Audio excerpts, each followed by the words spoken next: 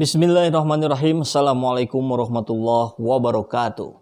Salam perubahan. Sahabat semua, Romo Beni, anggota BPIP, Badan Pembinaan Ideologi Pancasila. Wow, itu status tertinggi di negeri ini. Berbicara tentang Pancasila yang membina bahwa dalam negeri Pancasila ada beragam agama, ada beragam suku bangsa, dan berbagai ragam lainnya. Dan BPIP ada untuk membina umat Indonesia menjadi harmoni, menjadi Pancasilais. Tapi justru orang yang ada di situ, Romo Beni, telah dengan jelas melukai umat Islam. Status di Twitternya, postingannya, dia menuliskan, MUI harus berbenah, jangan jadi sarang kelompok radikal. Wow. Ini kurang lebih dicuitkan di 1 hari yang lalu.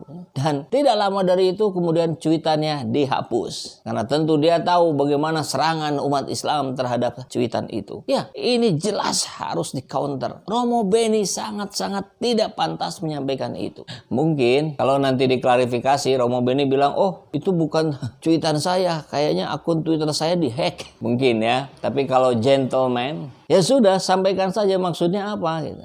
Apakah BPIP juga memiliki tugas untuk membubarkan MUI? Atau setidaknya mengintervensi apa yang menjadi ranahnya MUI? Ini kalau ular berbisa ini. Ngeri kali. Nggak bisa lagi dibiarkan. Dan Romo Beni bukan kali pertama blunder seperti ini. Di beberapa video kita sebelumnya juga pernah membahas tentang ini. Ya, musuh kita, musuh umat Islam di Indonesia jelas beragam. Dari orang-orang yang jelas, orang-orang non-muslim, kaum kafirin, tapi juga ada kaum munafikin yang mengaku-ngaku beragama Islam, tapi kerjanya terus-menerus memojokkan umat Islam, terus-menerus memojokkan ulama-ulama kita. Siapa lagi kalau bukan Denny Siregar, Ade Armando, dan gengnya Cokro TV? Atau bahkan ada yang berbusana, yang diidentikan dengan umat Muslim. Ngabalin, Abu Janda, yang suka pakai gamis, tapi isinya sama, 11-12. Terus-menerus memojokkan umat Islam. Maka saya kira, trigger yang dimunculkan oleh Romo Beni ini harus membuat rakyat, umat Islam terutama bangkit,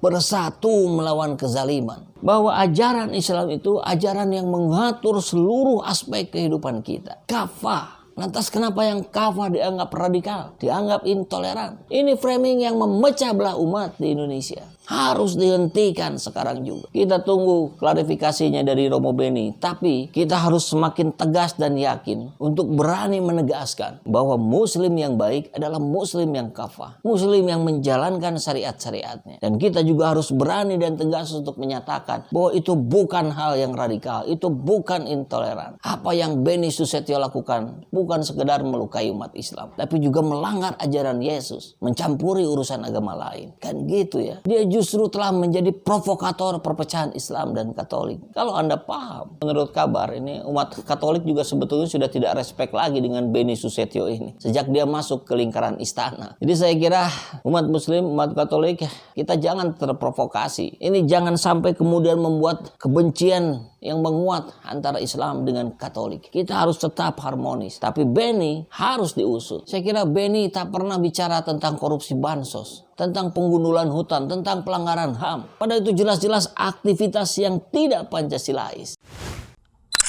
Sahabat semua, beberapa bulan yang lalu kami mulai membuka donasi untuk meringankan beban operasional tim kami yang sedang berjuang menegakkan dakwah nahi mungkar melalui kanal YouTube ini. Karena memang setelah cukup lama menjalankan program ini, kami menemukan sebuah fakta betapa berlikunya perjuangan ini. Bagaimana tidak? Dakwah yang kami jalankan ini terus-menerus bersinggungan dengan penguasa. Baik penguasa dari kalangan politisi maupun dari kalangan oligarki. Sehingga banyak peluang-peluang yang selama ini kami dapati dan kami jalani, hari ini tertutup. Namun alhamdulillah kami pun tidak menyangka. Ternyata banyak sekali yang memberikan perhatian pada kami, pada channel ini. Dengan memberikan donasi yang cukup besar. Kami sungguh tidak menduga. Sebagiannya dikonfirmasi dan kami akhirnya menjalin persaudaraan baru. Dan sebagiannya lagi memang tanpa konfirmasi. Jazakumullah khairan katsira. Kami ucapkan banyak-banyak terima kasih kepada sahabat semua yang telah turut berjuang bersama-sama kami